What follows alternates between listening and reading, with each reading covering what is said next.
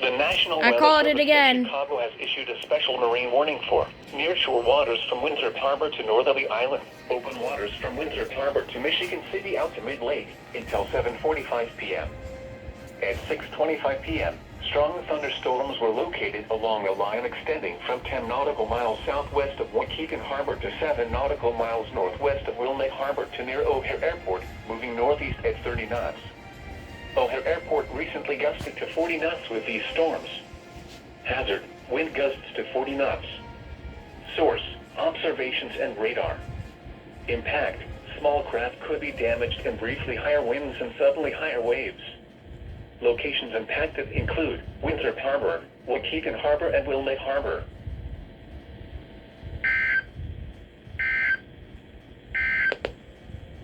At 6 p.m. at O'Hare Airport, thunder I was knew that was reported. gonna happen. The temperature